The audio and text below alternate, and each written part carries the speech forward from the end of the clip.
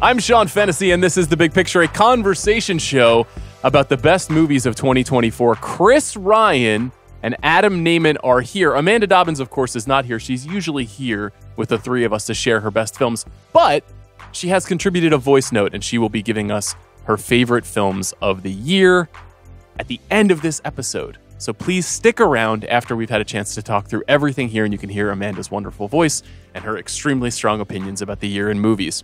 Before we get into the year in movies, we have to talk about the year in awards for the movies of the year. They've started. We had the Gothams last week.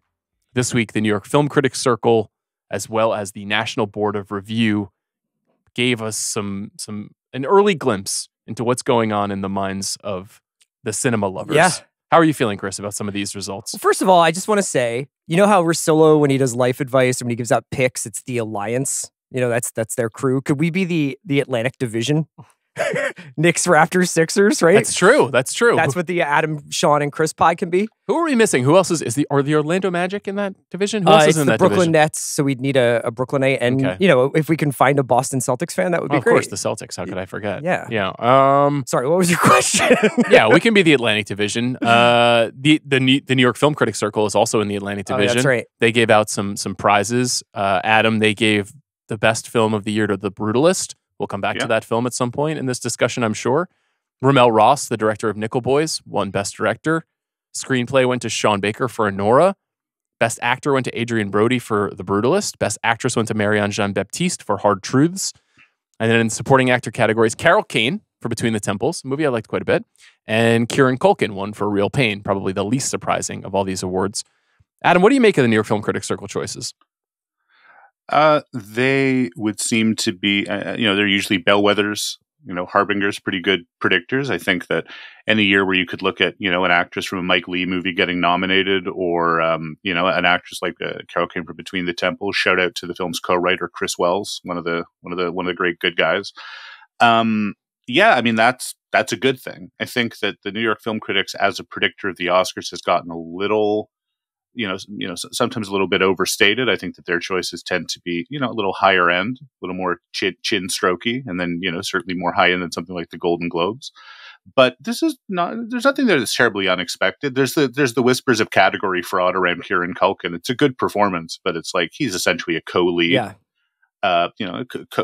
co-lead within the film. The question of The Brutalist winning awards will be interesting to talk about, since it has awardee aspirations kind of cooked into its storyline. But no, nothing like out of left field. Can I ask you a question? Please. Starting to get these Gotham awards already happened too as well. Is there any rising and falling going on that you are surprised by in terms of a film's futures? Well, you've set up, I think, the National Board of Review conversation by asking that question, because that was the other big body that handed out their awards. The National Board of Review is kind of a strange collection, agglomeration of figures. Sort of film enthusiasts is how they're defined. You've got some critics, some scholars, some people who are just really into movies. I'm not quite sure how you get selected to be a member of the National Board of Review. There's not a ton of crossover in terms of when. Oh, you don't know? I honestly do not know. Don't tell him, Adam. So you guys vote? So you guys are responsible for the best film selection of Wicked as Picture of the Year. Their top films of the year, they always provide a top 10, are Anora, Baby Girl, A Complete Unknown, Conclave, Furiosa, Gladiator 2, Juror Number 2, Queer, A Real Pain, and Sing Sing. That's a good, solid, like, I get up every day, eat breakfast, read the Wall Street Journal, and these are the 10 best movies of the year list. Yes. I don't know what you mean by that. Like, it's normie? It's like a double to left. Like, there's no chances taken, really. Baby Girl, I haven't seen that, but like, for the most part, like, Furiosa's pretty high, I guess, for on this. your list? On their list, yeah. But I think it's like a safe and good list. Yeah, this is a list that does not feature Dune Part 2 or The Brutalist, which is pretty notable. I don't think Emilia Perez was eligible for this list because it's an international production. But I would say the inclusion of Juror Number 2 is fun. Obviously, Adam, you and I really liked that movie. We had a chance to talk about it on the show. The inclusion of Gladiator 2 is straight up weird. And the Wicked win sucks, like in my opinion. I think that's super corny to make a part one of musical fanfic the best film of the year. How far out on the ice floe do you want Fennessey to go with this Wicked can't win Best Picture thing, Adam? Do you think it's healthy? I mean, how much power do we think Sean has in this situation? More power than some, but probably still close to zero, right? like it's just, if it happens, he's not even on the National Board of Review. My prediction is that they will give it to part two in a Return of the King type scenario. That it would be premature to reward the magnificent artistry of the first Wicked movie, which is 8 hours long. Yeah. So give it to part two, which as someone who knows the musical is going to feature 0 good songs. Whatever good songs are in that show are all in the first half. I have no idea what they are going to do. I totally didn't even think of that. Is that true? That's what they say. They say part two is significantly the flip side of that soundtrack. Yeah. Oh no. Yeah, they're going to be like, we have to. Defying Gravity Part 2 will be written for Wicked 2. The speculation is that they're going to add songs and moments in theory to the second half of that story. As I said, I'm not an expert on the Wicked story. The Wicked movie is fine. I think, making a list that features, I don't know, Anora and choosing Wicked is pretty lame to me. Okay. But, Sean, on that point, who did they give Best Director? Best Director went to John M. Chu for Wicked. There you go. Definitely a storm is brewing. Yeah, NBR is not terribly predictive historically of Best Picture winners, but Wicked is clearly rising. It's been rising steadily since, I would say, roughly 2 weeks before it was released, when people started to get a chance to see it, and especially fans of the musical, I think, feel really, really excited about this movie's big box office hit, at least here in the United States, not international. That is notable, that The Wizard of Oz and this related story does not have as much purchase internationally, because the Academy is so international these days. Like, how is a movie like this going to do at the BAFTAs? I'm not totally sure. It maybe not as well. Who's the future David Lynch whose movies are all going to be coded remakes of Wicked? There's that thesis that every David Lynch movie is a kind of, submerged remake of The Wizard of Oz. I'm like, who's the sicko David Lynch in 25 years? You'd be like, actually, I'm trying to recapture the feeling of filming Wicked on my phone while singing along to it. It's probably, and that's how I made Wild It's probably at somebody Heart. who's shooting a Get Ready With Me TikTok right now. Yeah. Like, I was going to say Lights, Camera, Jackson. Maybe he'll be making Wicked-inspired films 25 years from now. It's a really good question. Is his top 10 list out? Because it is always good. I haven't seen it. Is that the See You at the Movies guy? No, that's Lights, Camera, Jackson is the OG underage child movie recommender. I'm a huge fan. His legacy is extraordinary, honestly. Yeah, no, it is. And he's also one of those guys who, credit to him, does not blink. He's like, what bit? I'm not doing a bit. There are no bits. I'm a man who enjoys films, and frankly, I admire it. I admire the approach. You see yourself in it. I do. We are brothers. Me and Lights, Camera, Jackson. So this is kind of a funky list, but there were some good prizes. Mike Lee won for Hard Truths for original screenplay. Clint Bentley and Greg Quidar for Sing Sing won for adapted. Nicole Kidman won Actress for Baby Girl, a choice that I like. Daniel Craig made one for Best Actor for Queer, which we'll talk about momentarily. Kieran Culkin also won here, and then by far the weirdest choice of non-Wicked division is Elle Fanning winning for A Complete Unknown. Yeah, not because Elle Fanning is a bad actress or because she's bad in A Complete Unknown, but there is another female performer in the film, Monica Barbaro, who plays Joan Baez, who's like just significantly more a standout. Would you agree? You just saw the movie. Yeah, I think they both gaze at Bob Dylan a lot. They do. But I would definitely think that the Joan Baez part is meatier. But I thought they were both quite good at what they had to do there, which is essentially be like, God damn, that's Bob Dylan. Yeah, Bob Dylan. I would like to have sex with that guy. Which, who among us? I can't say I don't relate. Any other thoughts on the NBR picks, Adam? No, I'd just like to repeat that Wicked won Best Director. This is just, I just want to repeat it, so that no one is unclear that it was the best directed film that came out this year. That's all I have to add. It's actually not. I'm not adding anything. It's just repeating a fact a couple times. But you're just underlining. When is the last time a film won Best Director or Best Picture that you also are on record as describing large swaths of it as unwatchable? I honestly don't know. I mean, it's got to go back to. it's probably Crash, right? I mean, like Green Book is an example of a movie where I think it is now over criticized because of its win. Like Green Book is a perfectly fine Farrelly Brother movie that's, certainly has some, I would say, issues culturally. Maybe not the most sensitive portrayal of race relations, maybe a bit of a fantasy, but like, is it a horrendous movie? No. There are parts of Wicked that I did find hard to watch. Yeah. But not all of them. Some of them were fine. Some good performances. I enjoyed Ariana Grande. How do you, as the leader of the Ariana Grande fan club, this must be hard for you to have mixed feelings on Wicked, Adam. It's very hard for me. It's kept me up for a few days now, but I'm dealing with it. Are you guys frozen? I believe you're freezing a bit here and there. Yeah. Yeah. This is because of the incredible geographic distance between America and Canada. It's also the divide between people who love Wicked and don't love Wicked. It is. When do we do the tariffs podcast? When do we do the America Canada tariffs when podcast? We freaking take you over as the 52nd state, man.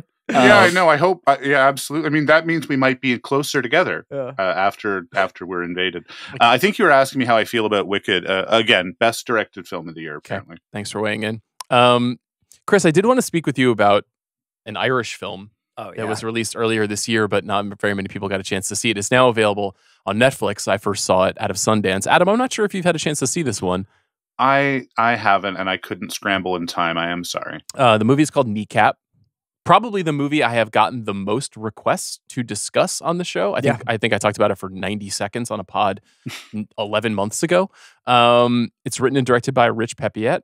It's the story of two young men, and a teacher who together form a rap trio that becomes a kind of activist group in favor of returning Ireland to its native Irish language. And it's also a family drama, a crime drama, a number of other things, a romance, a musical, incredibly energetic, alive movie that people are now discovering, a series of Irish actors in the film, Liam O'Hannon, most notably probably Michael Fassbender is in this film. Yeah. What'd you think of Kneecap?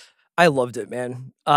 Just an absolute blast from start to finish. I hate to sound like, Gene Shalit, but like it was honestly like one of the most fun experiences of watching a movie this year. The music's incredible. The performances across the board are great. I'll also just shout out Adam Best, who plays the Republicans Against Drug Dealers guy in the movie. He's shown up now in Black Doves, this, and Say Nothing, and is excellent in everything.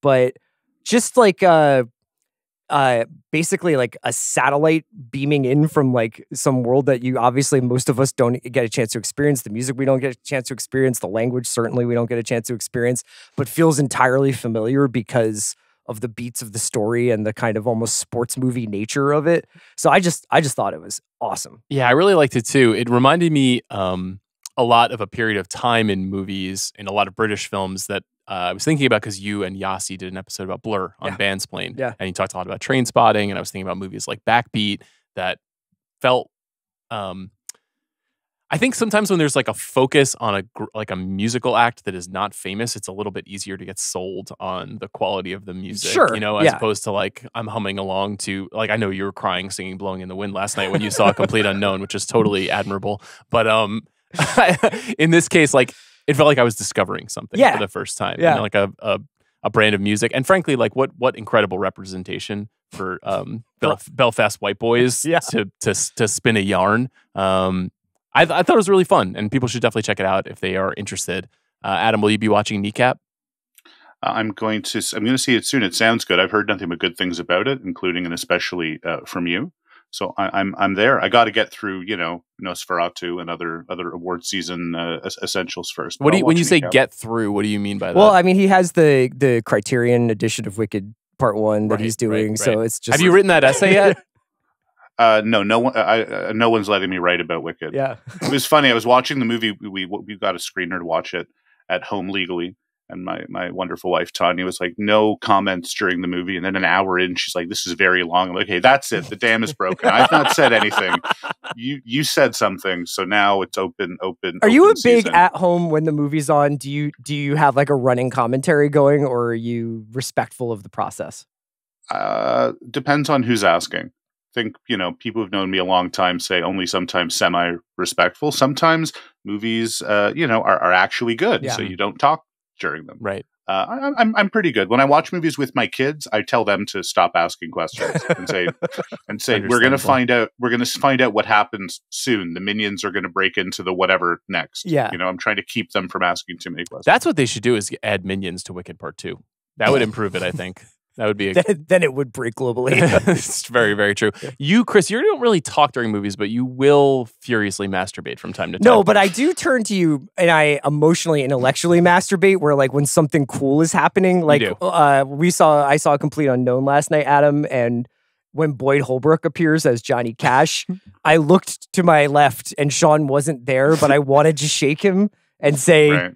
It happens. Like we did it. Like we did it, Joe. The first message I sent after I saw A Complete Unknown was directly to Chris, and I said, "Big winner of A Complete Unknown: Boyd Holbrook. He has risen again." Have people made the joke that why didn't they just port Joaquin Phoenix in from the James Mangold cinematic universe? Has that been done? They did, but he That quit joke's been the done day they already? started shooting. Like as a Force Ghost Johnny Cash. That would have been an interesting choice. As a Force Ghost Johnny Cash, yeah. Adam, you've seen Queer? I have. You haven't Saw seen it it yet, this Chris, week. I have have you? So we can trade thoughts briefly. I'm trying to hit a couple of Sure. titles that I don't know when I'm going to get a chance to talk about them again because this month is so packed. But Queer was released and limited over the holidays, and as I just mentioned, Daniel Craig just won the NBR prize for Best Actor. I think there's speculation that he's strongly being considered for Best Actor in the Academy race. This is Luca Guadagnino's second movie of the year. It's his second movie with Justin Kuritzky's script. It's adapted from the William Burroughs novel. Kind of not considered like a major Burroughs novel, right? Not to my knowledge, no. And No, it's kind of considered leftover from other material. It's like parallel to other stuff he was writing around the time. And it's a novella, right? Like it's pretty thin. It's short. Yeah, it's very short. And set in Mexico City in the 1950s, it follows a man named Lee who has fled New Orleans after a drug bust and is kind of like bumming around Mexico City and having affairs with men throughout the city. And he stumbles upon one man in particular named Allerton, a former Navy serviceman who has been discharged, who he falls into this sort of deep and passionate lust, love, kind of romantic obsession with. And it follows their story closely. Drew Starkey plays Allerton. And Adam, I was a bit stumped by this movie. I'm curious what your reaction to it was. I was stumped by it too. Like I wasn't stumped by Challengers. I mean, whatever as you say about Challengers, strengths, weaknesses. It's a movie that sort of I think knows what it wants to be, and this is a film by a director who I think is taking this material very seriously. He's not bowing to it. I definitely think he's trying to complicate it a little bit. I think he's trying to complicate some of his own movie making too, because a lot of the discourse around Call Me by Your Name was that it was kind of prudish about depicting, queer sexuality, gay sex scenes. This movie is not squeamish about that. It's not recessive about that. Those scenes are quite good.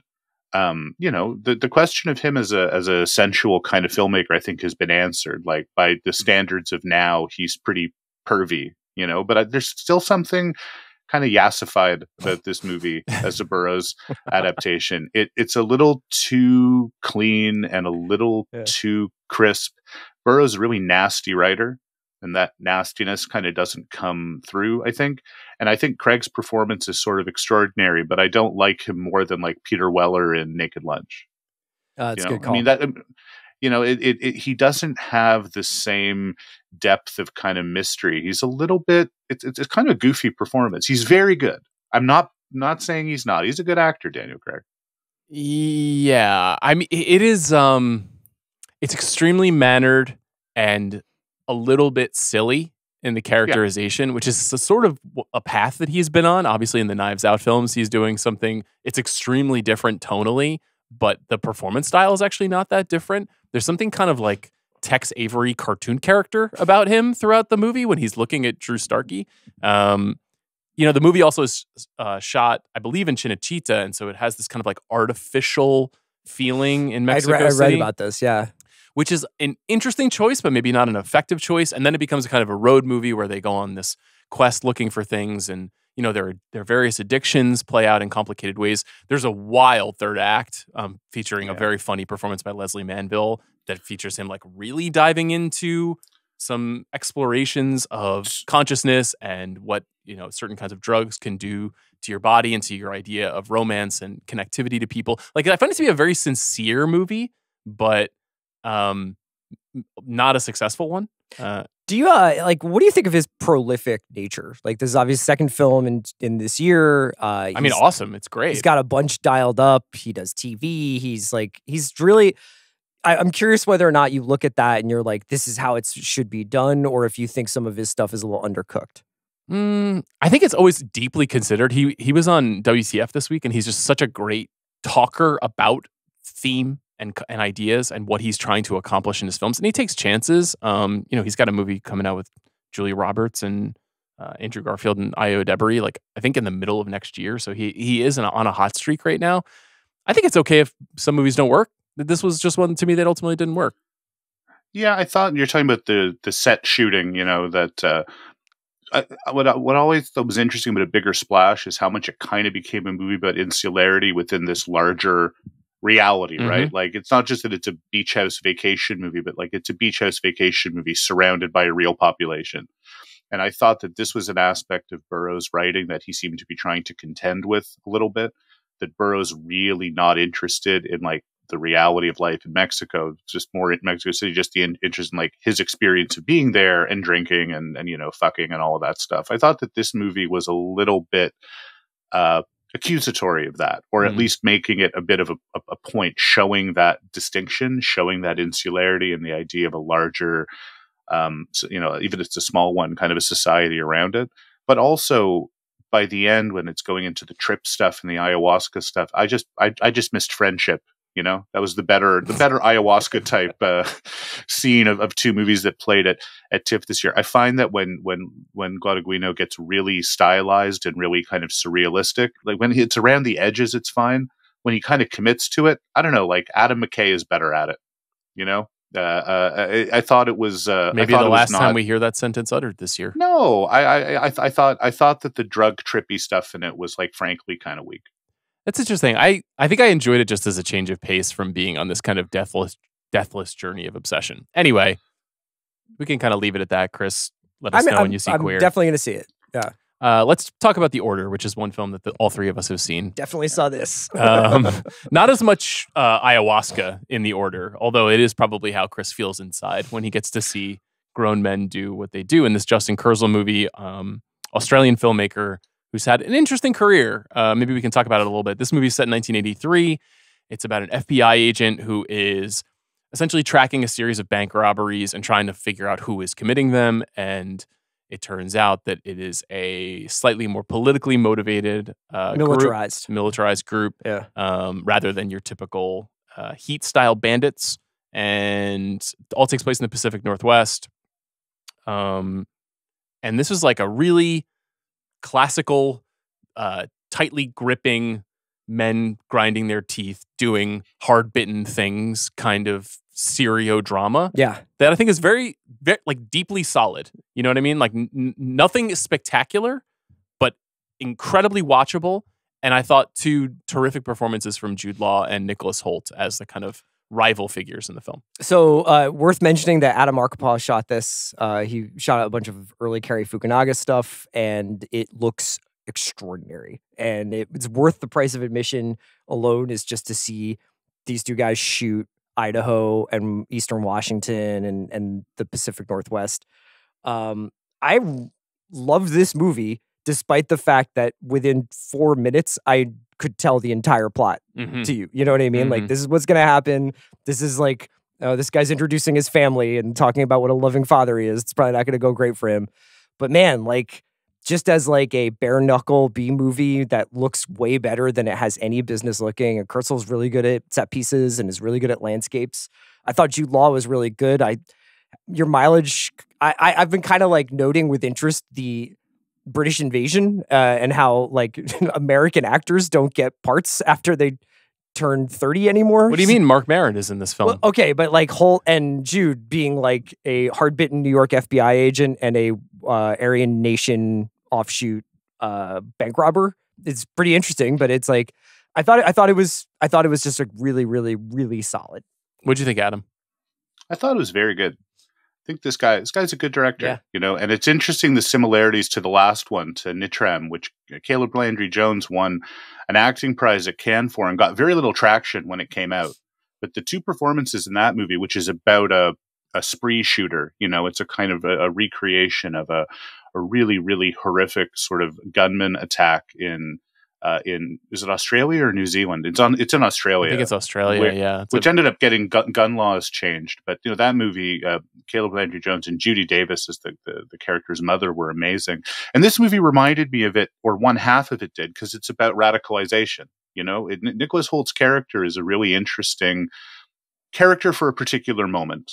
I mean, for one thing, it's the second performance he gives this year about a guy who thinks he's doing right by his family. It's obviously a very different kind of character than the character in Juror Number 2, but that whole idea of, the tension between looking after his household and what he's willing to sort of do to preserve that. But I don't know, the idea of like a populist Aryan, system smashing kind of ideologue, getting people to follow him and complaining about the media and essentially, advocating for the overthrow of the government. It's not untimely. Mm-hmm. And the historical narrative about the Turner Diaries and about, the incredible impact that had on various acts of domestic terrorism, that's the part of the stuff that's really interesting to me. Jude Law being Gene Hackman with his jowls and all the, like cop on the edge stuff, that's fine. It's very solid. Everything Chris said about how it's shot is great. He's a really good location shooter, Kurtzel. He's great with mountains and lakes and roads. But I thought the Nicholas Hoult half of it was very good. And the climax, which we won't spoil, although you can spoil it by like going on Wikipedia, I guess. But, it's fictionalized. But, the climax is fantastic.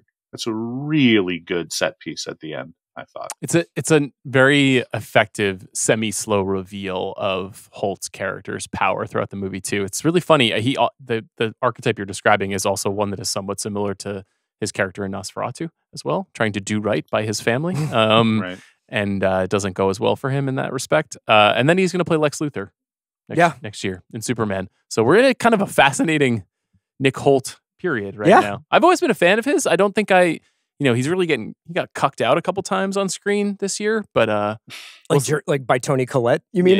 Well, yeah. I mean, in theory, it depends on how you read that movie. Superman, we'll see. We'll see if Lex Luthor can triumph. What do you think? I think I like him when he's doing The Favorite or The Great, rather, or Mad Max. Mad Max, yeah. More than straight narrow. Like my jaw is like iron set. This was sort of the perfect split the middle performance for me. So enjoyed him in that. Sometimes like when he's just playing straightforward leading man parts, I'm a little less enamored with him. Okay, so those are 3 films that are out in the world right now that people can check out. Let's talk about the year in movies. Yeah, we gave Nicholas Hoult something to think about there. Yeah, that's right. Straighten up. Adam, was this a good movie year? This is what everybody says. And it doesn't mean that it's not. I mean, it's all the politics of release dates and what are you going to sort of count and where are you publishing your lists? I get to publish the top 10 list in the Ringer next week and trying to be fair about what people have seen or haven't seen. But you're talking with the National Board Review. I like how Chris described it as like a list for like a normal person who sees movies, right? And then there are different levels of exposure or accessibility. I've written about this a few times, which is the whole way recency bias works for top 10 lists and awards. It's just very annoying. It's amazing people haven't cottoned on to this yet, that just because something opens in December does not mean it's good any more than things opening in January, February kind of means that it's bad. But, the fact that I had like a long list of 18, 19 movies that could have gone on a top 10, I think is pretty good. And a couple things that came out this year, I think are extraordinary. So not a bad year at all. Thought it was a pretty good year. And to piggyback off what Adam's saying, I do think that movies could learn a little bit from the way television has been honestly shattered, where there isn't this kind of like gold rush at the end of a year that I think mixes everybody's signals about what's good and what's bad. I think a healthier movie industry would promote all types of different movie-going experiences throughout the year. That being said, I've just had an extraordinary last like 6 weeks going to the theater and seeing stuff at home that winds up on streaming. And I actually really wound up like Adam. Like, I think I have like a 15 to 20 movie long list that I was like, this is really good. It's weird because like I feel like we go through months when I appear on the show, like bemoaning things or talking about like I think it was a really dry summer. And I think that maybe has like an outsized impact on the way I saw the year. Mm-hmm. And maybe it wasn't the dumpuary that we crave every year. But man, if I didn't have like a pretty cool list and up until like last night was still like moving things in and out of my top 5 just to try and figure out what was what. Yeah, I was doing the same thing. I think for me, it was not a great year by any means. And I think part of that is maybe the sense that there were not as many genuinely breathtaking forever movies for me personally. Mm-hmm. And that's just my own personal metric. Your mileage may vary. I think one of the reasons why there is this real pile up this year in particular is because just a lot of movies could not be finished because of the strikes. And so this was an odd release year, and it was odd, honestly, doing the show this year because there would be 2 and 3 week stretches with no significant wide release. And I'm not sure that has ever really happened since movies became so massively commercialized in the 1930s. So having, November 8th, for example, being like a dead release weekend, or having something like a movie like Sing Sing only reaching a very small number of people, or a movie like Juror Number 2 only reaching a small number of people over time, I think it created a sense of dissonance that has already been growing over the years with the amount of streaming-only movies that we get. And I do feel like that has really shaken out.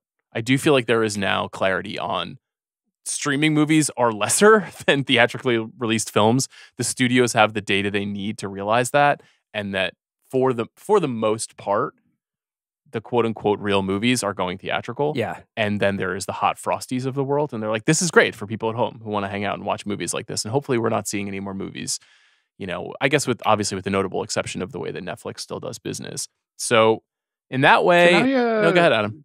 Can I make a point based on the title of this podcast though? And it is particular to viewership and listenership here. Because I was thinking the other day, I freelance for a lot of places and I have tremendous editorial freedom here, considering that there's, a site with a really wide reach, never told what to put on my 10 best list. I'm allowed to write about foreign language cinema, experimental cinema, older film. I'm very grateful for this. The title of the podcast, Big Picture. It's a big playing field of movies. So at the end of the year, when lists come out, and people, not necessarily listeners or readers of The Ringer, but social media introduces you to all kinds of people. People say, I haven't heard of that. Well, because things aren't all equally widely distributed, but they exist. Or I haven't heard of that. Well, but aren't you curious to now watch it? But I can see where the polarization comes from, because people feel that if it's movies that they haven't heard of, they must not be worth seeing or not be worth promoting, or people are making them up, which is why whenever people describe what they think art house or foreign language films are, they're very far from the mark. People are like, oh, a 7-hour Belgian documentary from the point of view of a pigeon. I'm like, I'd love to see that. That's not a thing. What it probably is a boring coming of age movie set on an island somewhere. It's all perceptual. So I think at the end of the year, if critics aren't calling attention to films that aren't as widely seen, they're not doing their job. Otherwise, what's the point of their job? So something like the National Board of Review has a very populist mandate. So of course it looks like a list of 10 kind of normie movies. Those are all pretty wide release movies. Don't they also do lists of foreign and independent? Like they silo these things apart. That's their mandate. To me, a good critic is someone who doesn't silo those things apart, but sort of tries to bring them together. You don't exclude populist movies if they're good, but you also don't privilege them if, like Gladiator 2, they suck. And you also don't look too askance or too suspiciously at like good movies made in other countries or in other styles. Most people who are skeptical of that would never consider themselves to be like discriminatory or xenophobic. But it's like, if you haven't heard of something, watch it. If they can't see it, that's the problem, right? So the podcast being called The Big Picture is a good thing for me. Let me ask you a question that I don't mean to narrowcast your personal experience influencing how you feel about a year, but I'm genuinely interested in your answer. You've done a lot of whether it's Hall of Fames, like top fives or whatever. Like we wind up looking backwards a lot. We live in a city that's got an ascendant repertory theater scene those repertory theaters seem to be hotbeds of young people going to the movies and discovering film history. The best movie-going experiences I've had this year were going to see Thief at Vidiot's and going to see Sorcerer at the Vista, both of which were completely packed out with people having their minds blown by that experience. I also was at a fully full Lawrence of Arabia screening at the Arrow. And Apocalypse Now. Do you think that the introduction of Letterboxd as like a really viable social media platform and film sharing platform, and this obvious like groundswell of interest, at least in major metropolises, of young people going 10, 20, 30, 50 years into film history, but reacting with the passion that you would kind of expect because they're not being given this thing necessarily routinely on a week-to-week basis by Hollywood now. Does it change how you feel about going to AMC and seeing a movie that was just like kind of meh? No, it's a good point, but the question doesn't really resonate because the mission of the show is still ultimately like the contemporary cinema, right? Yeah. So it's like what movies are out now, and then how do they relate to that history, and how can we kind of contextually discuss them? I wish that rather than going to see Despicable Me 4, I could just go to a 70mm festival, of course. I think I'm more asking like the same way that streaming music kind of made all music history flat because it was given equal kind of shelf space, whether or not this like sort of emergence of like a very active social culture and interest in older films has like maybe kind of like taken new movies down a peg or two in terms of like the pecking order. I think as someone who teaches undergrads, right? I teach undergrad regularly at U of T. Toronto is a film-going metropolis. We have a big film festival, and a big film community, big Cinematheque in the Lightbox. I think what Chris asking is exactly right, actually. And that some of not all of them, students are all different people, but I think people are very sometimes hesitant to go see new stuff when there's the ability to catch up to older things. And if you go to repertory screenings in Toronto, where I spend a fair amount of time when I'm not like parenting or writing mean reviews, it's a lot of young people, and they're much more interested in seeing things that are rare, or seeing things that have been historically contextualized, or things that have some kind of conceptual connection to now or thematic connection to now, than just turning up for whatever is new. Like when I taught at the film criticism seminar at U of T earlier this year, my students seemed much more interested in trying to write about and analyze and unpack old movies than the assignment would like go see a new release. They're like, really? Now, that also meant I got 2 separate papers on The Beekeeper with Jason Statham, which were very good reviews of that. You're about to get your third when I do my top 5 list. Of that movie. One of the most politically complicated movies of the year. It is. Yeah. It'd be a great double bill with the Order. It'd be great 100%. double bill with a lot of things. But I do think that Chris is kind of on to something. And I also know from knowing Sean that you know your film history and know your like larger currents of film history and connections. Those are often brought to bear on this podcast, even though it is about new stuff. Yeah, I think that you were right. I think I'm a little bit. I used to caution against this when I was a music critic. I really didn't like what has happened to me, which is when someone was an active critic for a long time, was engaging with music that could be defined as youth culture, and they got too old, and they fell out of step with the modes of current creativity. And then a lot of their writing and criticism and experience with culture just seemed very angry about a kind of loss of their own youth. Yeah. And I'm very suspicious of that. And it's one of the reasons why I try to give a lot of time to very mainstream successful things like Marvel movies, like Hot Frosty. Like, I think it's worthwhile to understand why those things resonate with certain groups of people. And by the same token, I think there's always going to be very few genuinely great, awe-inspiring movies, but it's important when they happen to put a big red circle around them and say, like, like Anora is not on my top 5 list, for example, but I think Anora is a great movie. And I think it's really exciting to be able to say, Sean Baker's been doing this for almost 20 years. There's a lot to discover about what he does and what he means to the American cinema. And if you pay attention on a regular basis, the experience of a Nora will actually be that much deeper. You just have to keep paying attention. Sure. So if you backslide into, I only watch Sorcerer now, and like I watch Sorcerer is my personality, is a thing that has happened to like thousands of men in Los Angeles in the last 10 years, literally thousands. And look, I fucking love Sorcerer. I'm in many ways one of those guys. Yeah. But you can't be just that guy and be like, I love movies. You actually have to make the effort to see the kinds of films that Adam is describing, and to also, at least for my purposes, see The Wild Robot and take it seriously. Yeah. And make an effort to understand it and figure out where it fits in the constellation of movie making and movie creativity. So I don't know. What I'm trying to do is not fall out of step with movies the way I did with music. And when I started to feel it, I stepped away from music. Yeah. No, I think I was really more asking whether or not this is a bubble conversation or not. I was just curious whether or not the time as a flat circle experience has come for cinema. Mm-hmm. And I think that there are elements of Letterboxd that are amazing, and they're the way that people can organize lists and share, and like for people to be like, oh, okay, like now I can go back through and like I just have a list of 200 spaghetti westerns I can watch, and like that's just awesome. That was like hard work 30 years ago. And now it's like I have 14 lists that I can cross-check and make sure, like... Well, just to circle back to that Bandsplain conversation that you had with Yasi, Adam, they were pointing out that once upon a time, if you really wanted to hear a British band that didn't have a U.S. release strategy, you had to pay $12 for a 2-song, single or CD single and have it imported to you. And how that rarity, that feeling of rarity, created a sense of anticipation and excitement around things that is much harder now because of what you're describing. And look, nobody advocates harder for Letterboxd than I do. I think it's an amazing platform. But one of the things that I think it does now that is super cool is when you open the app, The Substance has been among the top 3 logged movies on that app for like 2 months.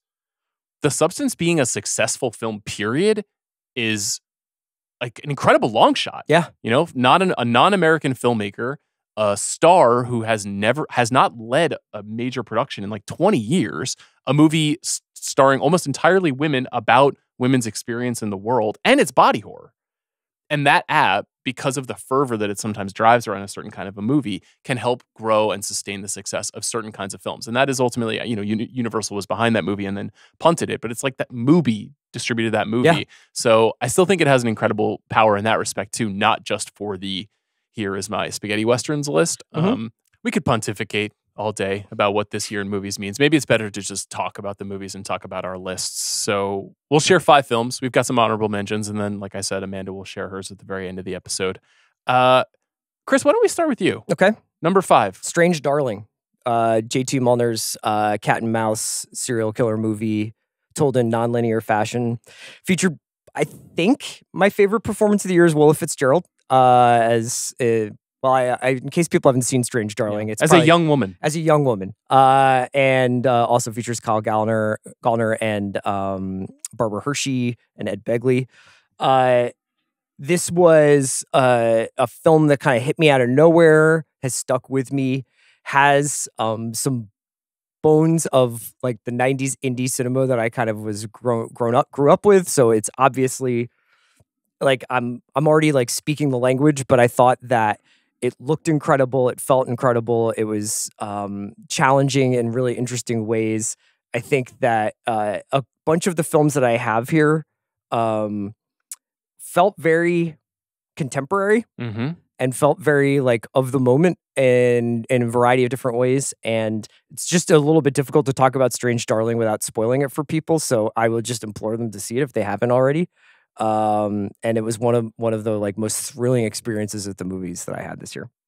One thing I wanted to point out about this is that at the New Beverly tonight, Strange Darling is playing on a double feature with a film called Mademoiselle, which I was not familiar with. Adam, if you were familiar with it, please let me know. But it's I haven't seen it, but I've heard of it. Yeah. So it's Tony Richardson's follow-up to The Loved One and Tom Jones, made in 1966 in France, starring Jean Moreau. And here's the logline. Jean Moreau delivers a sultry and powerful portrayal of a frustrated school teacher whose suppressed sexual desire leads her to commit devilish acts of destruction in this erotic tale of eccentric human behavior. This is the movie that the director J.T. Mulliner and Giovanni Ribisi have said has most directly influenced the film Strange Darling. I watched it and I thought it was very interesting and very un-Tony Richardson and kind of a fascinating pure art house movie. Anyhow, I like Strange Darling. Adam, what's your number 5? Well, keeping in mind that when the list gets published Tuesday, I reserve the right to move it around. Okay. I'm trying to give, I think, the most honest top 10 in terms of where it's at. So I'm going to say that my number 5 is Nickel Boys, a movie that may or may not pop up for you guys on your list. Yeah, this is the only one that I didn't see that I wish I had seen. By the aforementioned Ramel Ross. You know, there's a lot I want to say about it, but I'm going to write about it. And also, I don't want to step on any future episodes about it. But just, it's a really unique approach to literary adaptation. It is a completely cinematic translation of a literary medium. It has a use of point of view that I think is genuinely original, and a couple of moments that stand out when that point of view between, let's say, two characters converges. It's just extraordinary. You know, this is a director who's just thinking through, how do I do this material in a way that honors it, but also changes it? I happened to see Ramel Ross in conversation in Toronto, where we talked about, being a point guard as well as being a filmmaker. He's a really nice guy. And his approach to this, to adapting the Colson Whitehead novel I think it's ingenious, you know? And I think it's a movie that you don't want to risk saying too much about, not just because of narrative spoilers, but because the experience of watching it is very surprising. Usually prestige season literary adaptations, even good ones, are not formally surprising. In fact, the whole point is they want to be formally accessible. So just for the way he plays with language without completely obscuring the history and the cultural relevance of the material, I think he did an amazing job. And I think that the best directing prize that he won from the New York Film Critics Circle is one of the most heartening prizes I've seen in a long time. I love this movie. It will come up later in our conversation. And I think you'll find a lot to admire. But you've been talking about it longer than anybody I know, actually. Had you read the novel? Is that why? Yeah. Okay. Yeah. I would say it is faithful, but wildly different. That's cool. I can't wait to see it. My number 5 is a movie called Evil Does Not Exist. This is Hamaguchi's follow-up to Drive My Car, a movie that has stuck with me pretty profoundly. I was thinking about this movie, Adam, when you were talking about how sometimes we get a little stuck on the December releases as the good movies. I have some December releases on my lineup. You know, Nickel Boys is a December release, but Evil Does Not Exist premiered some time ago earlier this year and has been haunting me. And I was reminded of it because it feels not in conversation, but connected to another movie that I really liked this year that I was a little bit on an island with, which is Robert Zemeckis' Here. And I'm thinking about those two movies together because they're very much about place, pride of place, and what you can have and what other people think they deserve from a place. And Evil Does Not Exist is about a small fishing village in Japan that a kind of industrialized glamping company comes to and intends to build a campsite, which will then have a meaningful ecological impact on the community that lives in this Japanese village. All non-professional actors in this film. Hamaguchi, incredibly patient filmmaker, someone who's unafraid of mystery and interpretation. This movie has one of the most unusual and kind of confounding endings to a movie that I've seen in recent times. As with all of his movies, it has incredible music by Aiko Ishibashi. And I have only watched this movie once. And a lot of times when I make these lists, I feel it is imperative to see the movie a second time to make sure that the feeling I had the first time is right or not right. It's like watertight, yeah. Yeah. And this is the rare case where I'm sort of like, I had a very special experience watching this movie and the way that it made me feel. And I almost don't want to sully that, but I also want to continue to understand what he was going for because it is quite complex. So I don't know when I'm going to see it again, but I'll probably buy it. And when I buy it and have a physical copy, that's when I'll do it. But I adore this movie, and I adore Here too for somewhat similar reasons. Those are they're both in my top 10, though not in my top 5. And just to second what Sean's saying, Evil Does Not Exist is exactly the sort of movie that people who might look for more mainstream titles on this list would be well advised to check out, not least of all because it has major horror movie vibes while not being a horror movie. The score The sense of atmosphere is quite frightening. And if anyone is fans of Kiyoshi Kurosawa, who made 3 great movies this year, none of which are eligible for my list for different reasons because they either haven't been released or they're short film, but he was Hamaguchi's instructor. And I think when Sean's talking about the confounding ending of this movie, which you can't spoil, it's very much in the Kiyoshi Kurosawa style, I think. A great movie. Okay, Chris, number 4. Do you want to, when we have overlap, do you want to just address them separately? Yeah. Number 4 for me is The Brutalist, which I got to see with you last week, and lived up to all my expectations. Amazing cinematic experience. Like when people talk about 4 quadrants, this one hit the quadrants that like are actually what you care about with movies, which is like sound, image, performance, and writing. And I was mesmerized by it. It felt like an event. It felt like someone reaching for greatness in a way that you don't see directors do that often anymore. And I really, the story itself is actually a little bit of a surprise to me. You could say that it's a guy trying to cram Godfather 1 and 2 into one movie. And that sometimes has loose ends or like uncomfortable moments. But I was completely blown away by the story of this guy who comes to America as a refugee and rises, but not too far in the world of architecture in Pennsylvania in the post-war era. I'm very fond of The Brutalist. It'll come up again. Adam is a little bit less fond of this movie. I think we're hopefully we'll have a spirited conversation about The Brutalist sometime soon on the pod. Let's talk about it in time. I'm writing about it for the site. Let's leave it for now. Okay. Adam, number 4. Number 4 is a movie called The Beast by Bertrand Bonello. This is another movie that is very worth seeking out if the title is not immediately recognizable to you. This, for me, is, everything Chris said about the ambition and craft of The Brutalist is true, by the way. I mean, that's a movie that is going for a lot. This is a movie that's going for a lot in a different way. Brutalist is chasing Coppola. I think Bonello's kind of chasing Lynch. He's chasing a lot of really kind of conceptual, melancholy sci-fi. It's a movie that has 3 timelines, past, present, future, 3 performances each by Léa Seydoux and George Mackay. They may or may not be the same characters in each timeline. They may be reincarnations. They may be astral projections. I think Bonello's the real deal. Every movie of his is interesting. It's often genre adjacent and horror adjacent. Not everything he does works. I'm tired of movies where everything works. I like movies where things kind of don't work, so the stuff that works is extraordinary. I like that parts of this movie feel like Titanic. I like that parts of this movie feel like Minority Report. I like that parts of this movie feel like Mulholland Drive. I like everything about it. And I think that it's the movie I saw at TIFF last year that I've wanted to rewatch at least, other than one other movie on my list, the movie that I felt inclined to rewatch the most, and yet I haven't, because I don't want to spoil that first experience. A little bit like what Sean was saying about Evil Does Not Exist. I loved my first experience of The Beast, and I even wrote about it for Film Comment, and they were like, do you want to screen or do you want to look at it again? And I'm like, no. Let's I remember seeing it at TIFF and some guy walked out. There were a lot of walkouts at this movie, which is often a very good sign, you know. And there's this scene where like Léa Seydoux is like floating naked in a tub of black goo, and a robot is like, you need to go to a nightclub and it's going to be the year 1982. And a guy walked out. I'm like, what are you doing? Where are you going? What possible better thing do you have to do right now than see where this is going? So shout out to Bertrand Bonello. He's a real one. He's a really good director, I think. Where are you at on David Lynch? I don't know if we've ever had that conversation.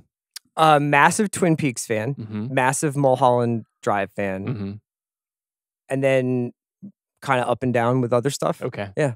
I would be curious to know what you think of this movie. I'm of the camp that what works is remarkable, and what doesn't work holds me back from loving it the same way that Adam does. But I get exactly what he's saying. We're sort of forgiving of our favorites a lot of times too, you know, and the messiness sometimes is an adventure that a tightly constructed movie maybe doesn't give you. Yeah. So I get it. I fully relate to what you're saying. My number 4 is a tightly constructed adventure. It's called Dune Part 2. Yeah. Which I don't know that I would have thought for sure would have ended up on my list when I first saw it, because I was like, it's gonna be a great movie year. It's March and Dune Part 2 hit. And as I look back, I'm always fond of trying to find one event style film to place into my list because it is one of my favorite types of movie experiences to have is to be amongst a big crowd of common moviegoers and to love a movie together. Because Deadpool and Wolverine's #1 for you. So like, let's not spoil things, please. Keep them, with some bated breath there. But Dune Part 2, I think, is as close as we got to that this year. It is the second, but perhaps not conclusive installment in the Denis Villeneuve adaptation of the Herbert novel. I thought this was like movie synchronicity at its finest. Like a person with a very strong point of view on a piece of literature who knows how to make wow moments with arguably the most stacked young movie star cast in recent memory. I actually could not think of a comp where we're kind of getting into like Dazed and Confused territory here, where they, Linklater had foresight about people who are going to be famous, but this movie brings together what feels like a next generation in a lot of ways to tell a very old kind of story with a very messianic kind of structure. But the moment very early on in the film where you see the sort of rival Harkonnen soldiers gliding through the sky to get to the top of a mountain, I was like, I have not seen that, and I don't know what this is. Yeah. And I feel like I'm in safe hands with a genuinely creative artisan, and, visionary is a strong phrase, and I'm not sure if I necessarily believe that Villeneuve is a visionary, but I think he's an amazing movie maker, and this is an amazing feeling movie. So #4. Also, just really awesome to see a blockbuster that ends on a tough note. Complicated. We don't get tons of those anymore. Mm-hmm. So it's nice. There's no like Michael Caine being like, "You did it, Paul Atreides." Like it ends and you're just like, "Fuck, man!" Like that was a real choice he made. Yeah, I really like it. Okay, #3. CR. Okay. Honora, Sean Baker's film we've referenced a couple times in this podcast. I haven't really gotten a chance to talk about it here. I just really cared about what happened to this person. I really, really did. It's basically 3 movies in one. It's, a Cinderella story in the beginning. There's a middle section that's brilliant. That's basically After Hours. And then there's this sort of complicated relationship dramedy that happens at the end. But throughout it, I was just like, I don't feel like I've ever seen. It's not that I've never seen a character like this, but I just was like, I really, really care what happens to this woman, and that's all due credit to Mikey Madison for that. I think it's a really, really, really special performance. This from the opening music cue in the beginning, as you glide through the strip club on a pan, like you're just like, this guy knows exactly how he wants this movie to sound, exactly how this movie should look, should feel, to go from that nightclub to her small like apartment where she forgets to bring home the milk. You're just so enmeshed in the highs and lows of this character's life. And then that just roller coaster continues throughout the film.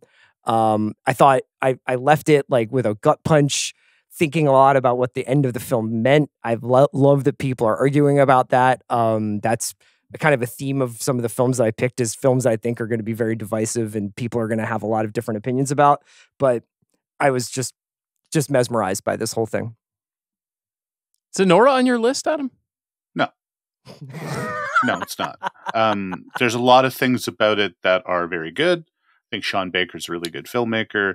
There's also things about this film that don't land for me. I will say, to Chris's point, because I always love everything Chris, has to say and where everyone comes from. No, I mean it. Like, it is a movie to talk about, because probably at TIFF last year, some of those interesting chats I had with other critics and with friends, working backwards, was about the upshot of that last scene, or about the depiction of sex work, or about the culture clash within it, or the idea of extreme wealth. I will say that Sean Baker tends to make very similar plots. It's just interesting to see, as he's gotten more successful, it's leveled up in terms of the kind of wealth and privilege that's kind of put on the screen. That's interesting. It's not a bad thing. The movie it reminds me of, I don't like it as much, but saying that it reminds me of it is a compliment. It reminds me of Uncut Gems. Mm-hmm. Both in the sense that it is like a madcap, realistic screwball thriller movie, and also that it is by far the biggest movie that the person associated with it is made.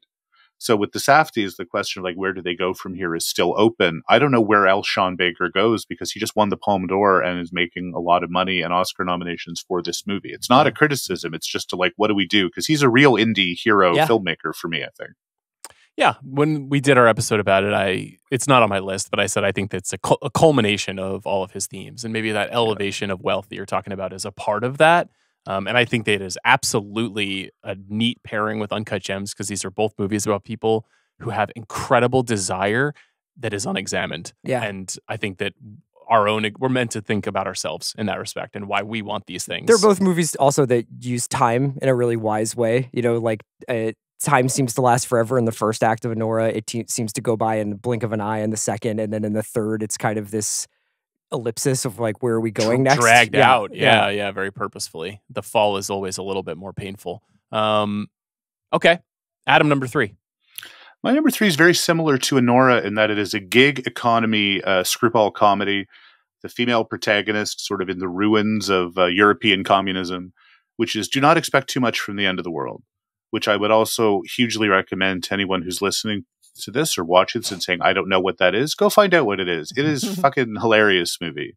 It is about a woman driving through Bucharest. She basically is working for a company that makes work safety PSAs, but from the point of view of like, don't get hurt. You know, it's like looking for people who will sort of give testimonials about how it's not really their fault.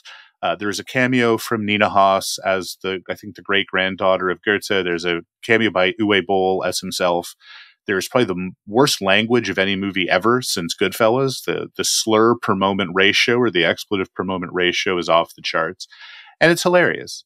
It's a movie about social collapse and late capitalism and just the absolute hostility that vibrates from this character who half the time is pretending to be Andrew Tate using a face filter. The female protagonist has this kind of alter ego she posts to Instagram with, where she just has Andrew Tate's face and just vents her spleen about the world. And then it culminates, I'm going to write about this too when we do Shots of the Year. It has the greatest long take I've seen in years. A 40-minute long take, which is not about camera movement. It is just about pure duration. It's a shot that you could have taken in 1895. And it is also a better Bob Dylan movie than A Complete Unknown. Because the end of Do Not Expect You Went to the End of the World is a parody of the Subterranean Homesick Blues video, except the idea is you add the words in post because it's green screen cards. It's the best comedy of the year. And a movie that even though it's long, it feels like it's about 2 seconds long to me. I like this movie. It's a good pick. Okay, my number 3 is Challengers. Challengers and Dune coming out so close together again was a sensation of like, we are truly back. Yeah. We are in incredible hands. And Guadagnino, I think, resisting the impulse to make something so commercial for so long, I found fascinating because you could always sense right underneath the surface as a very kinetic filmmaker and somebody who, if he picked up the pace, had a chance to do something extremely cool. This is a very simple seeming soap operatic story, a love triangle on the surface, a sports movie on the surface, that I think is also about incredible, unquenchable passion for victory that exists inside some people. And in this case, it is in the character portrayed by Zendaya. And she is using everyone around her to supplement her desire and her ambition. Because her body won't cooperate. Yes. Yeah. And her willingness to use other people and to sublimate, certain feelings in order to get where she wants to go. And it's also just like a hilarious and relentlessly propulsive story about what happens to everyone who gets in her way. Also just features one of my 5 favorite performances of the year, which is Josh O'Connor as this sort of weaselly bastard who won't ever get out of her way and continues to place himself right in front of her. I really, really loved this movie. I think that this is it has more of a divisive movie than I think I imagined when I first saw it. And I first saw it in 2023. And when I saw it, I was like, God damn, the score alone, the Atticus Ross and Trent Reznor score and the inspired decision to basically put a 4 on the floor dance beat behind tennis. And 70% of the movie. I mean, it's just a relentless use of music as well. It's just so inspired to me. And I've seen this movie 3 times now. I really, really love it. It's a good meeting point, I think, for me and Amanda and our interests on the show. So as I look down the list, there's a lot of stuff I did like.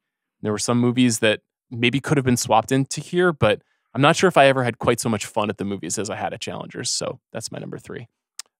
Okay, Number 2, Chris. I'm gonna go with Rebel Ridge, Jeremy Saulnier's film about a martial arts instructor who comes to a small southern town to bail his cousin out of jail, and everything that goes wrong from there. It's about the corrosive forces of local law enforcement engaging in this thing called civil asset forfeiture, taking people's property, their money, their time, their freedom for essentially financial benefit. But it also is just like a movie that could have come out in 1983 and starred Chuck Norris. It is made, though, with such care and such excellence in scenes that you're just like, this is just a transition scene to get him from one part of a riverbed to a bridge. You're like, how the hell did they do that? Why did he take so much time to do it that way? But it pays off. It's just watching someone who really still cares about making really good genre films. And that's excellent. It's a kind of a triumph that this film is as good as it is, given how the reshoots and the delays they went under. And then on top of all of that, aside from really cool performances from Don Johnson, who's reliably awesome anyway, and Emery Cohen and Anna Sophia Robb, Aaron Pierre just becomes a movie star in this movie. And so if you didn't know that already from watching Underground Railroad, you will know it from watching Rebel Ridge. It's just one of the most satisfying films I've seen all year. I've watched it like 2 or 3 times. Great movie. On my honorable mentions for sure. It's a terrific movie. Aaron Pierre's fantastic in it. It's really good. Adam, number 2. We probably don't have to talk about it. We did a whole pod on it. Juror number 2. Look at you. Hey. Yeah. People may have heard us. You saw that Forerunner yet, brother? You saw Forerunner, Benny? No, I mean, I really loved talking about it with Sean. That was a fun chat. I do think there is a little urgency around this movie and critics rallying around it. There's a sort of like white knighting of Clint Eastwood, who can take care of himself, but still. And it is a movie. Remember we talked about that idea of distracted viewing? You know what the common thing people have been texting about this movie with me is? They're like, I didn't look at my phone. It is a great, you can't look at your phone movie because it is told in such a precise, measured, classical, pressurized way. And again, what an amazing ending. That last scene, which I wrote about, so I won't go on about it here. That's an extraordinary ending in every way. The way it's written, the way it's shot, the way it's acted. We haven't talked about it. We haven't. What'd you think? It's quite good. Yeah. It was quite good. Some flaws. I wish I could do the Pepsi Coke taste test of not knowing who directed that film and know how I would have felt about it. Really? Yeah, because I think I went into it with a lot of like God Clint late style, like you guys need to understand the mastery at work here. And so I went in with like kind of like looking for that when I was watching it. I think it's fair to say that it's like also a very like procedural kind of like, for as much like mysticism as might be attached to it, it's kind of a bare bones like Showtime movie of the week kind of movie in some ways. Yeah, I think the kinds of movies that I thought about when I was watching it, and I think we talked about this a little bit, Adam, when we did the episode, but that period where he makes Midnight in the Garden of Good and Evil and True Crime and Blood Work, and he's like working through genre adaptation. That is a very comfy period of movies for me personally. That sort of like 96 through 2003 era, where he's like semi-mailing it in, but him semi-mailing it in is so much better than everybody.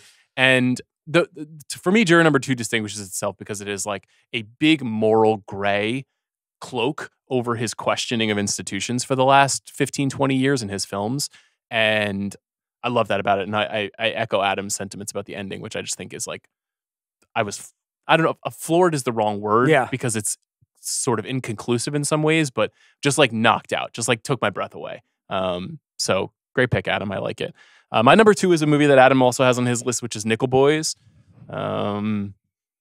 which I think both formally, intellectually, and emotionally and spiritually is just like wildly deep and new and exciting, and is the kind of movie. This is why, to go back to your question earlier about like the Sorcerer Boys, like this is why I'm doing the show, is to discover a movie like this at a film festival and to tell people to watch it. And The Beekeeper too. And well, I do like promoting movies like The Beekeeper as well. Those two films have a lot to say to each other politically, Nickel Boys and The Beekeeper. Nickel Boys is because of its decision to remove perspective and amplify perspective at the same time, I think really confronts the viewer about what they're willing to tolerate in a narrative style film. In addition to that, it has something in common with my number one movie in terms of the use of archival footage that I find to be fascinating, and in the wrong hands could go very badly. But in both cases, I think is an amazing choice. And I think the film gets into, this is so pretentious, but like legitimately abstract poetry in the final 20 minutes of the film, where you are like levitating. You are being lifted off of your feet or off of your ass while you're watching the movie because it's so deep. Now, I saw it with a bunch of friends at Telluride who I see a lot of movies with, and half of them were just like, what the fuck was that? And I think a lot of people will watch Nickel Boys and have the same feeling. And frankly, if you watch it in your house, like on Amazon, it's probably going to seem even more strange. But it just knocked me out, and I'm very excited about Ramel Ross as a filmmaker. So that's my number two. Okay, Chris, number one. I love what you're doing here. My number one is Civil War. So Alex Garland's movie from earlier in this year, featuring Kirsten Dunst and Kaylee Spaney and Wagner Mora as journalists who are covering the fall of a, I suppose, fascistic or at least third-term president. I say suppose because a lot of people took a lot of issues with the lack of clarity and lack of world building that went into this very straightforward Heart of Darkness style up the river, but just down the Pennsylvania Turnpike type movie. I found that the imagery from this movie stuck with me. Yes, the ideas from this movie stuck with me, even though I know that it's been criticized for having no ideas whatsoever, Amanda. But I keep thinking about it, and it's a fucking heavyweight title contender of a piece of filmmaking. And I'm not actually always like Alex Garland can do no wrong. Like I definitely have issues with some of his films. I think they get really sloppy in places. I think sometimes he gets enamored with the things that I'm not particularly interested in. This movie was not that. I was absolutely gripping my armrests for the entirety of this film. It was sonically and visually overwhelming. And I don't know. It's an interesting conversation to have, to ask people whether or not their feelings about this movie have changed since the election. Can't squeeze it in here, but I did think about it in different ways. You're saving it for JMO. I'm saving it for JMO. I'm saving it for my Letterboxd live stream. But yeah, that's my number one. Did you hate this movie? No, I wrote about it. I didn't hate it. I didn't like it very much. The last thing that you said about, I wonder if people's feelings about the movie have changed, is partially what I resisted about it, which is, among other things, it felt opportunistic. Sure. But I suppose it is a very thin line, because I always, again, respect what Chris says. It's a thin line between opportunism and like prescience, right? He's not making a movie about the wrong thing. So my issue is kind of with the filmmaking itself, but that's subjective. And I'm not really a Garland fan. There's some good scenes in it. And the one scene performance by Plemons. By Jesse Plemons, obviously very memorable. And not just because it's been memed a lot. You know, that's a memorable little performance. He's very good. Yeah, I mean, I really love this movie, and I had a very similar experience that you did. And I rewatched it right before the election. And I think I liked it a little bit less, but felt like it was better. You know what I mean? Yeah. Like, I am actually in the church of Garland, and I love his movies, and I love the way that he thinks, and I like his novels quite a bit. And I'm so excited that he is doing another 28 zombie movie with Danny Boyle. And some other movie, Warfare, and right? He's making this movie Warfare with Ray Mendoza, who is the consultant on some of the military action in Civil War. And it's a friend of mine who works in the business was like, this is going to be the best movie of the year next year. I'm fully in the cult. And I think it's prescience and my sense that it will be very warmly understood long term. Yeah. Kind of like undid me a little bit. But I really like it. It's kind of like it's literally, I think, a number 6 for me right now. So it's a good pick. Okay, Adam, you've got a number 1 slot. Well, I want it to be a surprise when I publish the list, but I've also got to be consistent, right? I can't not mention it and have it be number 1. I went with Pascal Plante's film Red Rooms. Thought about putting this on as well. Amazing movie. Which is a French-Canadian film. And what I'm going to say about it as a mea culpa is I didn't think it worked the first time. And Letterboxd, which we've talked about for this entire podcast, You can find it there. Someone shared it the other day. We're like, oh, there's some really good thoughts on Red Room by Adam. I'm like, no, I disagree with myself. And I wrote about the film for Mubi later and said, I think it's really good. And I think it's better than really good. I think it's an amazing film. And I'm really loath for spoilers. I think spoilers are essential to like written serious criticism. But when you're trying to introduce people to a movie, you don't want to say too much.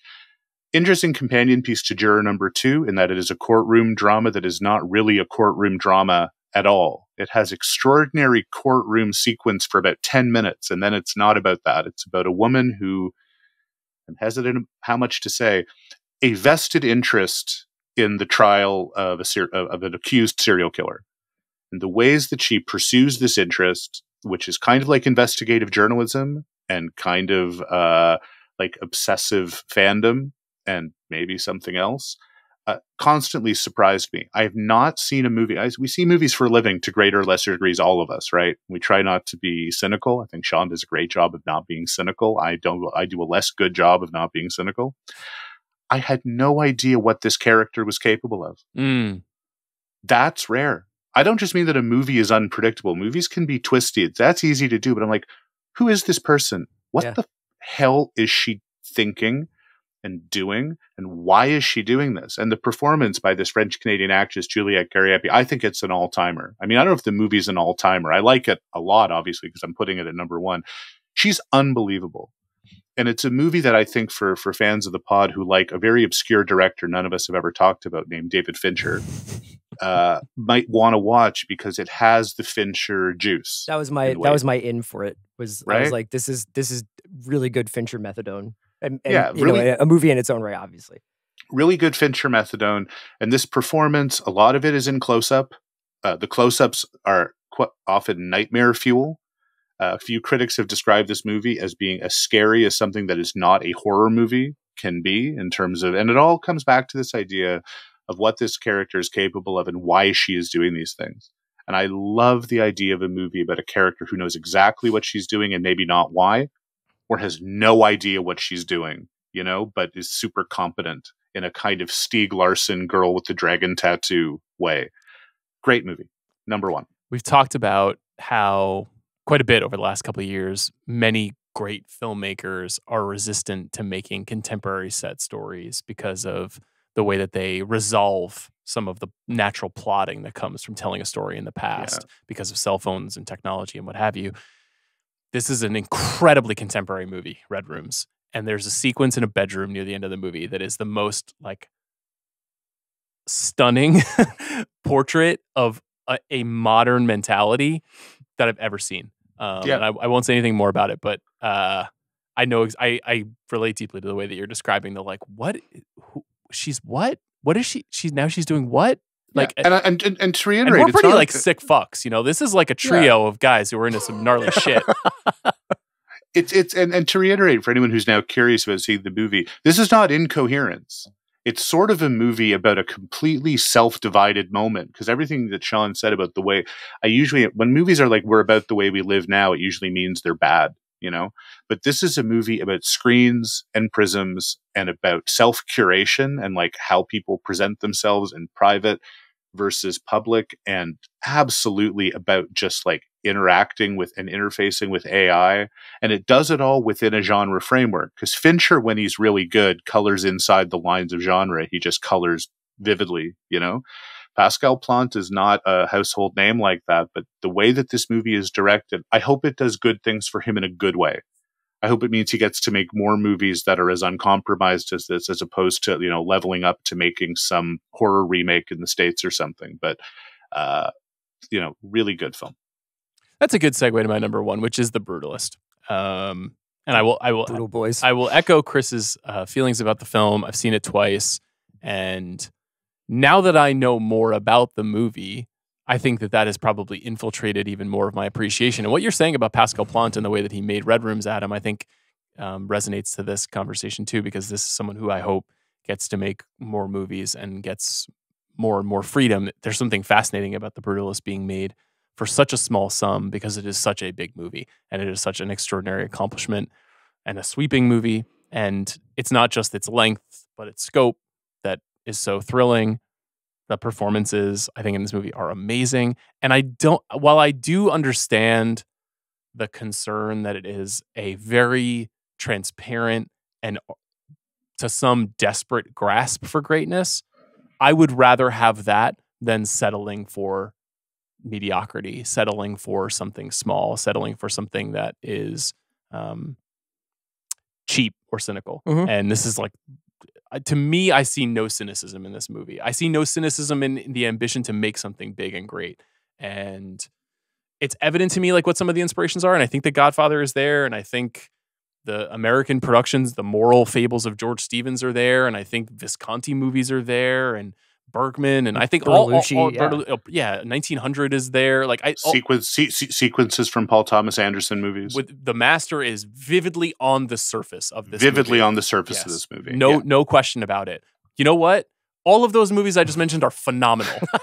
They are among the best pieces of art that have been made in the last 100 years.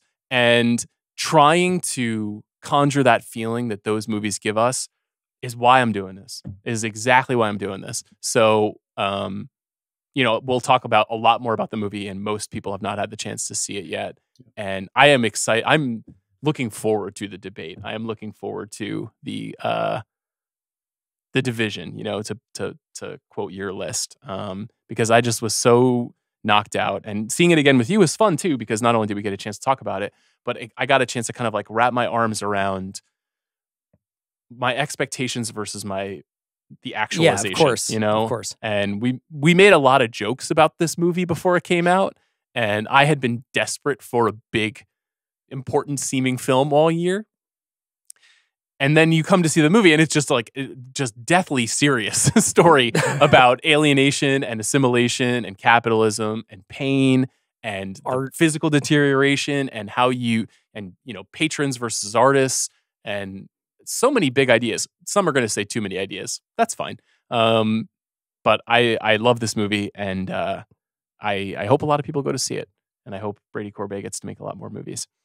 Honorable mentions. I'll just rattle some off. Go ahead. Right? We don't have to spend a ton of time on them, but the one movie that I was like, this was like still last night trying to figure out whether it was going on, is I saw The TV Glow. I just rewatched it last night. Thought it's just an extraordinary film. A couple others, Snack Shack, Mm-hmm. A Real Pain, and then A Complete Unknown, Mm-hmm. Conclave, and In a Violent Nature. Okay. Adam, you want to cite some? Yeah, I want to give a shout out, someone whose movie I probably can't write about because she's a friend, but Brett Story's documentary Union, which is about the unionization of an Amazon factory. This is courageous political filmmaking. You know that because people are hesitant to distribute it. It's a really good film. It made the New York Times top 10 list and got a big feature written about it in the New Yorker. Big contrast with Nomadland in that they did not want to film inside Amazon. It's a really interesting companion piece to Nomadland. Brett Story kept her cameras outside and used cell phone footage that was snuck into the union meetings. So that's great to me. It's a kind of co-authored film. I mean, the movie that I can't put on the list because it's not a feature is Chime by Kiyoshi Kurosawa, who is, I mentioned before, best horror movie of the year, and it's 45 minutes long. And I don't want to steal Sean's thunder, but I want to tee it up for him. I'm going to throw Sean a lob here, and I'm going to say, much to the consternation of my actual editor here at Ringer, and with a couple of my friends looking at me like I'm a psycho, I put Here on my top 10 list. In the end, I kicked off 2 or 3 other movies that I'm more certain are actually good for something like Here, which I wrote about for a different publication. I was very happy with that piece. That movie's bananas. That movie is bananas, and thinking about it and deconstructing it is necessary, I think. Here is The Beast, in that I know that there are things about it that do not work, and I do not care, because what does work about it is so powerful to me. And the thing, I'll just pitch this to you guys. I'm putting you on the spot by asking you this. I've asked a few friends this before. Can you name me, what's the last movie made by a movie star like Tom Hanks that is about the erosion of the middle class and the impossibility of the American dream? Deadpool and Wolverine. Ryan Reynolds. I mean, that's the thing, is that is what movie stars do in 2024. Movie stars don't make movies like Here. And Tom Hanks and Robert Zemeckis, and is he absolutely boomerfied and obsessed with the past and obsessed with the own impossibility of the life that came before him in his parents' world? Yes. All that stuff is true. All the criticisms are true. I am willing to let them go. But the actual act of getting Sony Pictures to adapt this graphic novel about the arc of time and what is lost in that time and how it affects individuals is fucking deep, man. That's really deep. And it's easy to make fun of the movie because they de-aged Tom Hanks or whatever. But I think if you really make an effort to approach it sincerely, it's a meaningful movie. So thank you for putting it on your list, Adam. I appreciate it. When you talk about the studio, it's the great double bill this year with Megalopolis. Because with Megalopolis, there's no tension. He just financed it himself. So the movie is whatever it is on Coppola's own terms.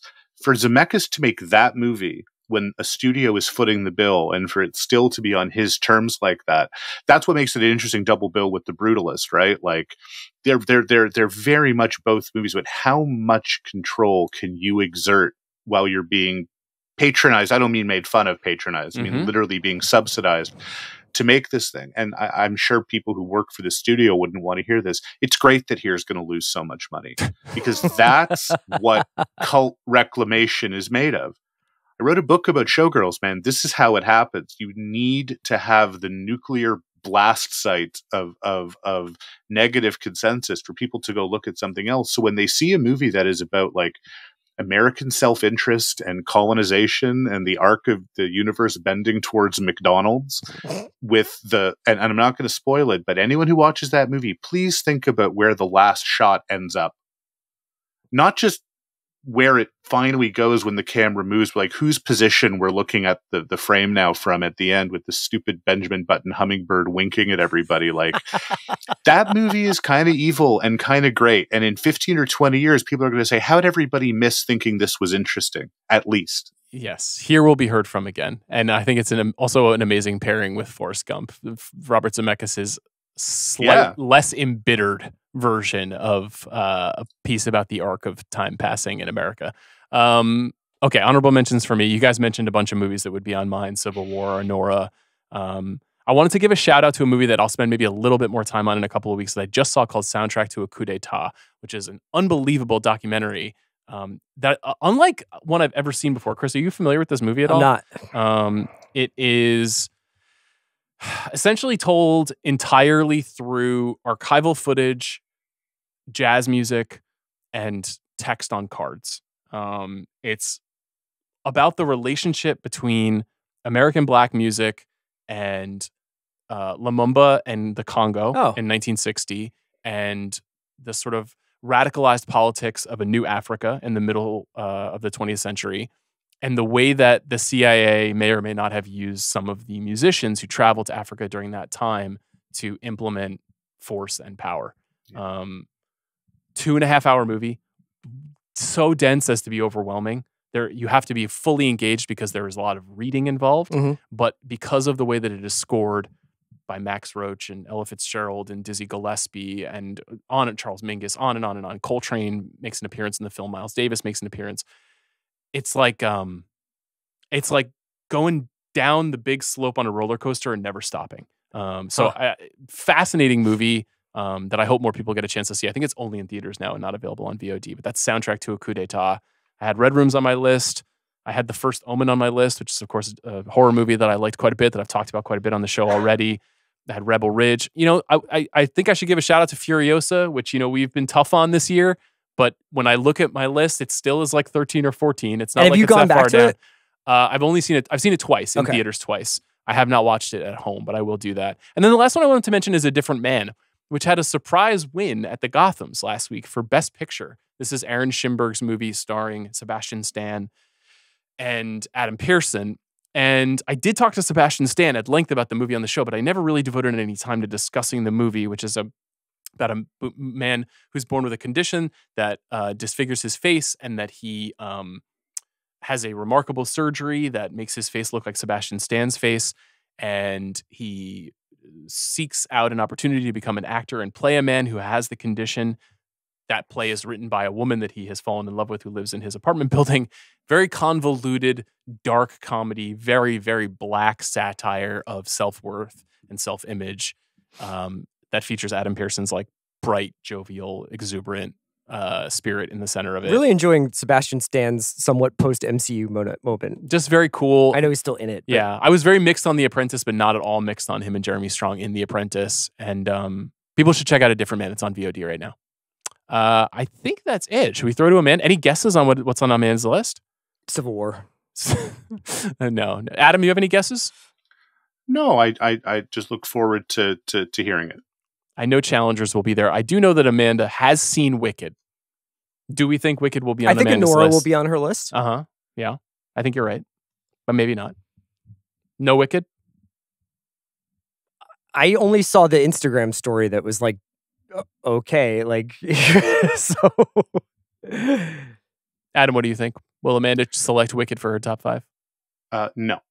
No, Amanda will not select Wicked for her top 5. But she will have Amanda will have something to say about you saying she would select Wicked for her top 5. I know. I'm almost certain she will not. All right. Let's go to Amanda now. Hi, everyone. It's me, Movie Mom, a.k.a. Amanda Dobbins. That's my legal name. It is Wednesday night. Everyone else in my home is asleep. I'm in my pajamas. And I'm here to tell you briefly about my favorite movies of the year. And I say favorite and not best because I haven't seen everything. As you know, I have been on leave since October, which is it's just the prestige season, definitely the fancy movie season of the year. And so I haven't seen a lot of what I suspect will be at the top of at least Sean's lists. Respectfully. I haven't seen The Brutalist, okay? I've seen your memes, but I haven't seen The Brutalist. I haven't seen A Complete Unknown. I haven't seen Nickel Boys. I haven't seen The Piano Lesson. I haven't seen September 5. I haven't seen Baby Girl, though I am going next week, and I'm very excited. So this can't be authoritative. I have great respect for list making, and I'm not going to be out here proclaiming the best when I haven't seen everything. But I have seen a lot, and I do have some favorites. So I made a very, very quirky top 5. And it's really a top 7 because there are no rules when it's just me alone talking into my phone. But here they are. Number 5 it's 2 movies. It is The Beekeeper, the Jason Statham, David Ayer movie that came out in January 2024, and Lonely Planet, the Netflix film written and directed by Susanna Grant, starring Laura Dern and Liam Hemsworth. If you can't tell by the pairing, this is the junk category, the transcendent garbage. I haven't revisited The Beekeeper since the election, and I don't plan to, but I remember enjoying it at the time. And Lonely Planet really got me through a dark 3 days in early October because it took me 3 days to watch it. If you have seen it, I'll just say to you, swing route. And if not, check it out. It's on Netflix. What else are you doing? Okay. Number 4, The Bike Riders. The Jeff Nichols film, starring Jodie Comer, Tom Hardy, and yes, Austin Butler, Mike Shannon, Boyd Holbrook. Hi, Chris. How are you? We podcasted about this over the summer, and I remember, I believe it was Sean, but maybe it was Chris saying, I really like this movie, but I don't think it's going to be on my top 5 list at the end of the year. Guess what? It's on mine. Okay. Number 3, the Glenn Powell special, Twisters, and Hitman. Dune 2 is not on my list because I figure that Chris and Sean at least have it covered. Adam, I know how you feel about Denis Villeneuve. So Twisters is my blockbuster of the year, aside from Dune 2, which is very, very good and should be nominated for a lot of Oscars. Like, get off my back. But Twisters had the fun summer and actually released in the summer, like, we used to build things in this country sort of vibe. Hitman, which is the best movie that I saw on Netflix this year, probably. Delightful Richard Linklater movie, co-written with Glenn Powell. And it occurs to me now that this would have been a really great adult Halloween costume. I wasn't really around for that. Did people go around as all the hitmen? I hope someone did. I hope that you guys had a great group costume and a great Halloween night. I don't really do adult Halloween even when I'm dialed into the world, but that would have been funny. And to Glenn Powell, wherever you are, happy holidays. Congratulations. I'm back in January. Please come draft with us. Okay. Number 2. I might be betraying myself here by putting challengers at number 2, but I'm going with my heart. This is like the most Amanda movie of the year, and we covered it a lot, please go back to and listen to those if you haven't. It is everything that I want in a movie. Luca Guadagnino, Zendaya, Josh O'Connor, Mike Feist, a just absolutely bumping soundtrack.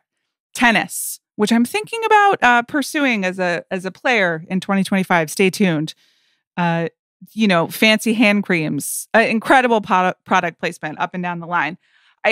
I loved this movie. I loved also just the vibe of this movie, which was, let's just put a bunch of cool things together and let it rock.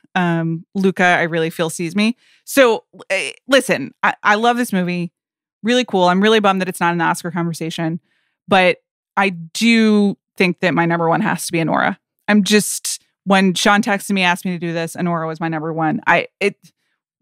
We did a whole podcast about it before I left, but what an amazing movie that makes you feel so many things at the same time.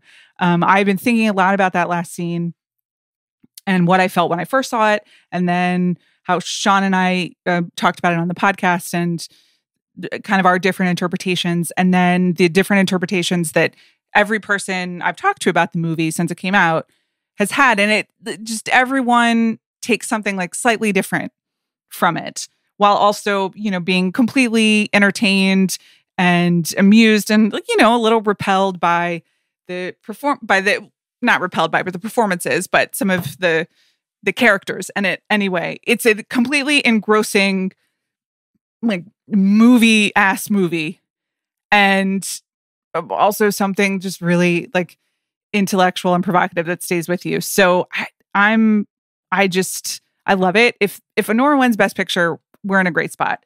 Got to be honest with you guys, I saw Wicked today, and if Wicked wins Best Picture, you all have some explaining to do. Well, we're gonna do that in January 2025. I love you all, and I